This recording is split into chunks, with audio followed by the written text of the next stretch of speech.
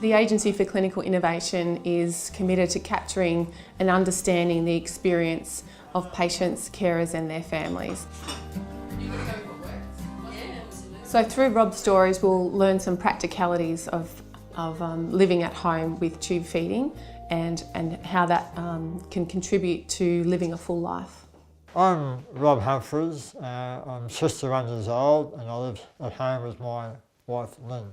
In 1998, when I was 45, I had throat cancer and that.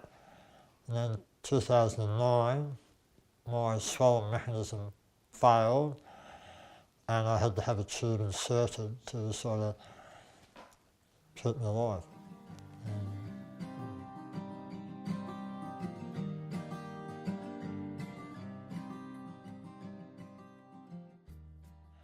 I was a troublemaker by trade, but after my initial operation, I went back to work for a while, and then about 2006, I thought I'd put myself through TAFE to retrain as a chef.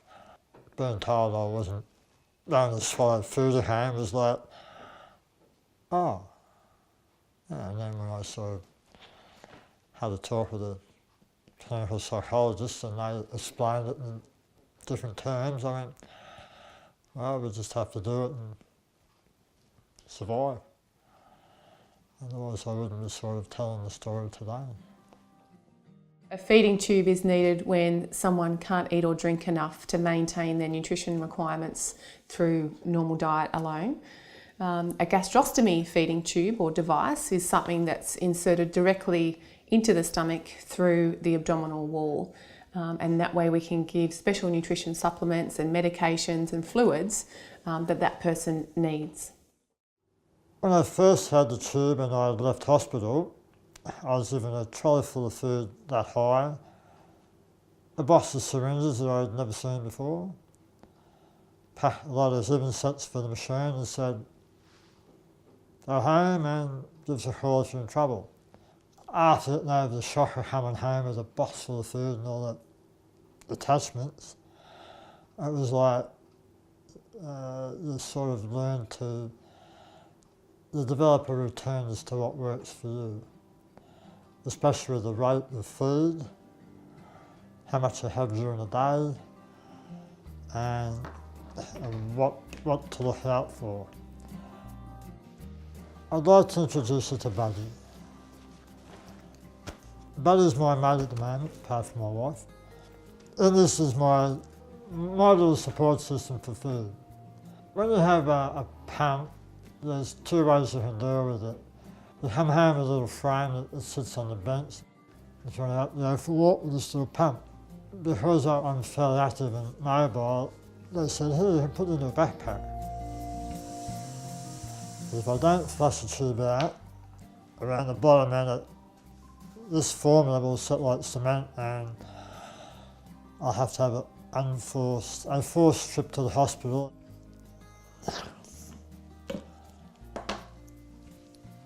And I'll just screw it on like that.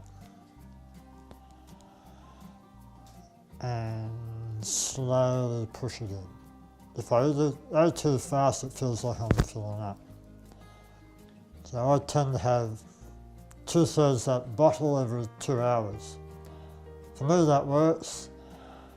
For somebody else, that might be too much water.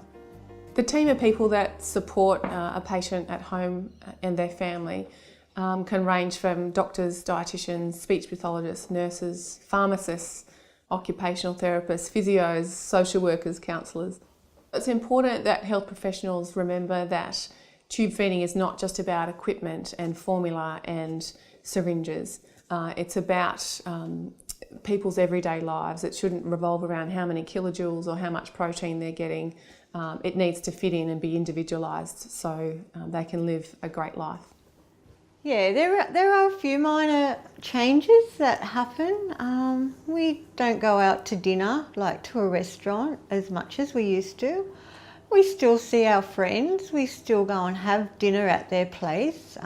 They're aware of what's happened, so Rob just brings his own, and he is a scout leader. He shows the children his syringe. He'll actually squirt them with water. He's By accident. Yeah, by accident, yeah. He has a good sense of humour. That has really helped him through. Being involved with the Scouts has helped me a lot. When I first came out of hospital, they were there they were my like little support crew almost.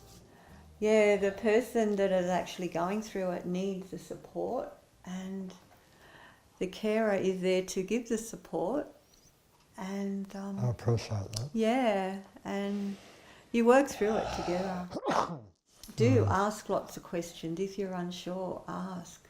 It can be really hard for people to come to terms with not being able to eat or drink again.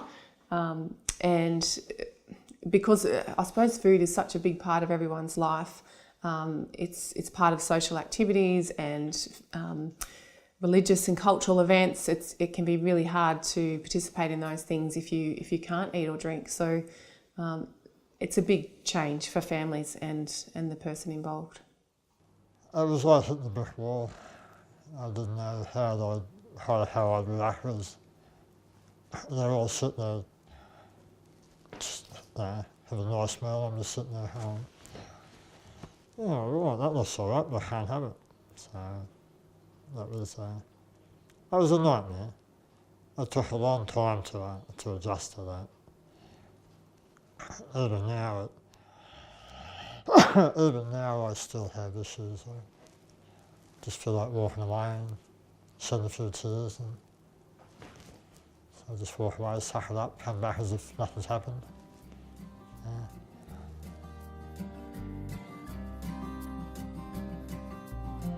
In the early days, when I had all this upheaval, my surgeon gave me some good advice. He asked me to stop looking over my shoulder and ask why this happened to me. You have a wife, 3 sons, and your future lies with them. And that was 16 years ago. And in that time, I've seen my sons grow up. I've seen my eldest son get married, have his first daughter. I've managed to go overseas a couple of years ago. That was a bit of a minefield to start with, but once I overcome all the obstacles, I enjoyed the trip, I enjoyed the company. Rob's a great example of someone who has faced a lot of challenges and has had to go through the transition of eating to not eating and dealing with a new feeding tube.